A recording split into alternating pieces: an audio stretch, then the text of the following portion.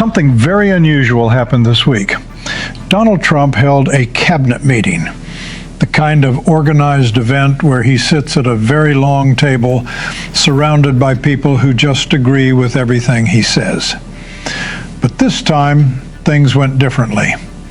In the middle of his unclear remarks about trade deals and made-up economic wins, Fox News did something they almost never do. They stopped showing it. They just cut away, went to a commercial break, and came back talking about something else entirely. When your own supportive news channel, the one that spent years defending everything you said, explaining away every mistake, and cleaning up every power grab, decides they can no longer show you to their viewers, that tells you everything you need to know. This wasn't Fox News protecting Trump. This was Fox News protecting their audience from Trump, because what they saw in that cabinet room was a man clearly falling apart mentally and physically. Even they knew there was no way to put a positive spin on what everyone could plainly see. Let's look at what actually happened in that meeting, because the clips that got out are truly disturbing. Trump tried to explain recent economic numbers, and I say tried very generously. What he really did was throw out random figures, confuse countries with companies, and at one point completely forgot what he was saying in the middle of a sentence. He said, and these are his exact words, "We're bringing back $400 billion, maybe $500 billion. Some say $600 billion from China, from Canada, from the European Union, which is basically Germany if you think about it.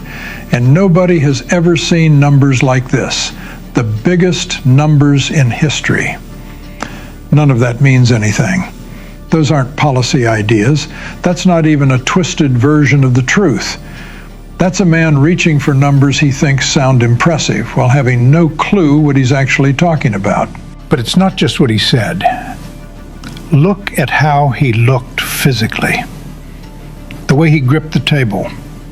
The way he leaned forward like he needed the furniture to hold himself up.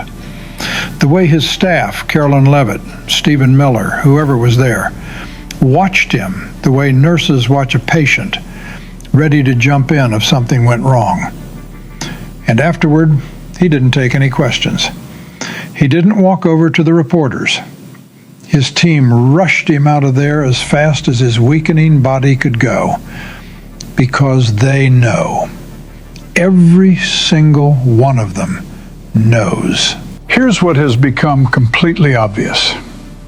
Donald Trump's staff isn't serving him anymore. They're handling him. There's a big difference. Compare how much he appears in public now to his first term. Back then, whether you liked him or not, the man was everywhere.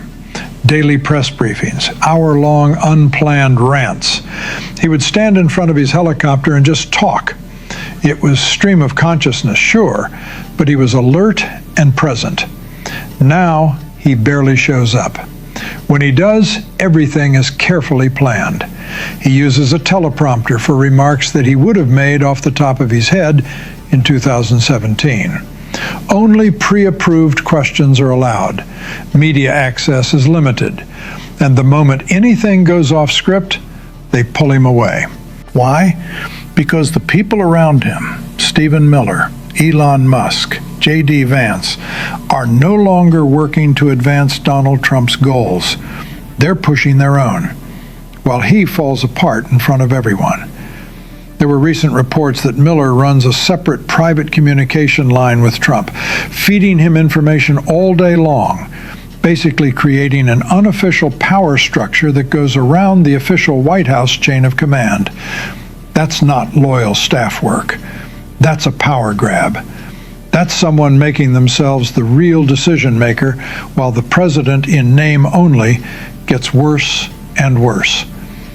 Elon Musk has openly disagreed with Trump's own policy statements. J.D. Vance is already doing his own interviews, presenting himself as the calm, reliable leader of the administration. These people aren't serving Trump. They're using him. They're getting rich, pushing their own plans, playing the stock market with inside information, and just waiting for the unavoidable moment when he's too far gone to stop them. Donald Trump has become a figurehead in his own White House, and everyone around him knows it. But here's where it gets really telling. Here's where Trump's mental state becomes impossible to look away from. You may have heard about this already. Donald Trump is currently holding up federal infrastructure money, specifically funding for the Gateway Project, which is vital transportation infrastructure for the Northeast, unless he gets his name put on Dallas Airport and Penn Station in New York. Read that one more time. The President of the United States is using blackmail against a sitting senator, Chuck Schumer, to get public buildings renamed after himself. On the surface, this is just sad. It's the behavior of a deeply insecure narcissist who never got enough attention growing up. But it goes deeper than that.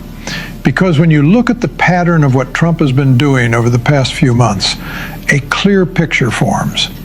And that picture is of a man in total panic about how he'll be remembered. He renamed the Kennedy Center to include his own name, making it the John F. Kennedy and Donald J. Trump Center for the Performing Arts. He couldn't even let JFK have that one thing to himself.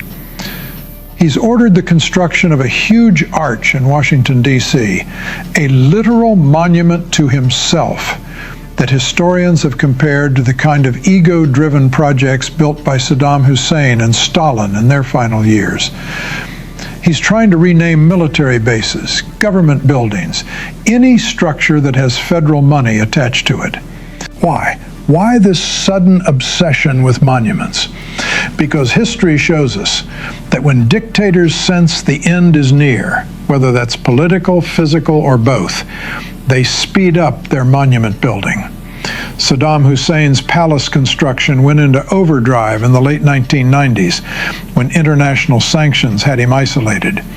Stalin's worship of his own image grew stronger as his paranoia and health got worse in his last years.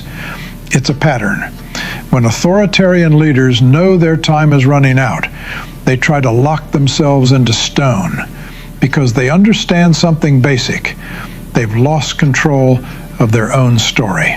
And Trump knows he's lost control. You can see it in his social media posts. You can hear it in the way he's been talking lately. He started this week, and I'm not making this up, talking about whether he's going to get into heaven. He just posted it out of nowhere. He wrote something like, "The nasty fake news keeps reporting that I said I'm not going to heaven. It was a joke, but they report it seriously because they're terrible people who want to make me look bad."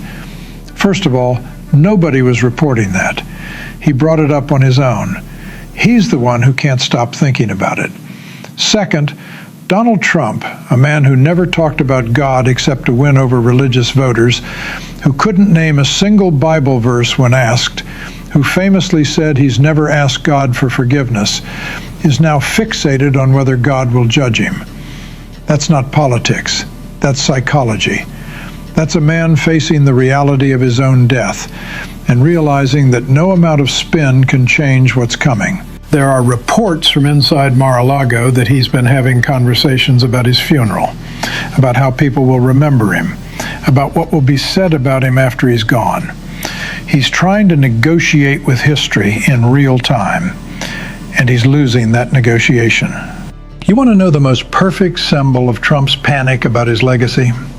The Kennedy Center situation.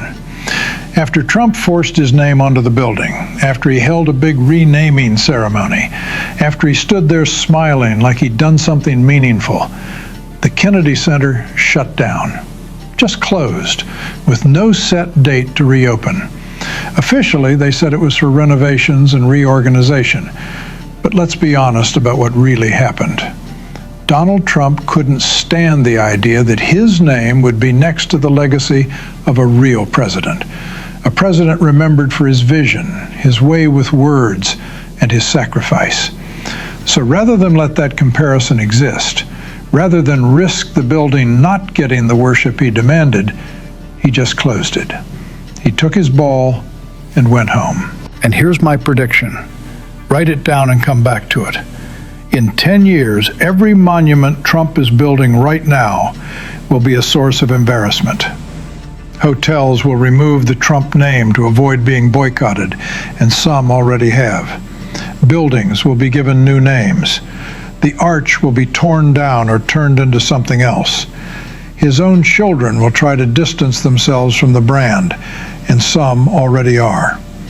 The monuments he's so desperately trying to build won't protect his legacy. They'll become places people visit to laugh. People will go see Trump's folly the way they visit Confederate monuments, not to honor them, but to remember what we got past. Donald Trump senses this. He knows this, and it's destroying him inside. But here's the thing. This isn't just about one aging man's vanity. This obsession with monuments, this panic about his legacy, it's connected to something much more dangerous. It's connected to what his administration is trying to cover up. Because at the exact same time Trump is trying to build monuments to himself, his administration is systematically wiping out other people's history, specifically Black history. It started right away, from day one of this administration. The rollback of diversity, equity, and inclusion programs, the removal of materials from the Smithsonian, the changes to school curriculum, forcing schools to take out discussions of slavery, Jim Crow laws, and the civil rights movement from American history classes. Remember the Enola Gay situation? They ran a computer search for the word gay in federal museum records and just started deleting things. They removed an entire exhibit about the plane that dropped the atomic bomb because the word gay appeared in its name. That's the level of foolishness we're dealing with. But it's foolishness in service of a very specific goal, which is erasing history. Now, a lot of people rightly said, of course Trump wants to erase Black history. He's a racist. His administration is full of white supremacists. They don't want those stories to be told. That's true, but it's not the whole truth. Because the reason they're erasing Black history isn't just hatred. It's a deliberate strategy. Fascism needs people to forget history.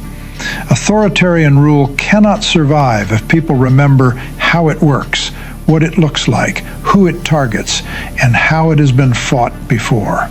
There was a podcast conversation recently between Andrew Schultz and Charlemagne the God that captured this perfectly. Schultz, who, let's remember, defended Trump, made excuses for Trump, told people they were overreacting about Trump, was now expressing shock at what he was seeing. I never thought I'd see this in America, he said. People being shot in the streets by federal agents, families being ripped apart, armed thugs with badges hunting people down for no reason. And Charlemagne said something so simple, so obvious, and so powerful in response. He said, "You never thought it would happen to white people." Because here's the reality. This is American history. This has always been American history. Where do you think policing in America came from? Slave patrols. That's it. That's the origin. Armed men given power by the government to hunt down Black people, return them to slavery, and terrorize communities into obedience. That's where American policing started. The ICE raids happening right now. Agents breaking into homes without warrants, tearing families apart, making people disappear into detention centers. That's not new. That's a copy of the fugitive slave laws, where federal agents were given the power to hunt human beings across state lines and drag them back into bondage. The heavily armed police beating protesters in the streets, the government's surveillance tracking activists, the criminalization of people helping each other. Black Americans have been living through this for 400 years. Indigenous Americans wrote the book on it with their own blood. What's happening now isn't Trump inventing American authoritarianism. It's American authoritarianism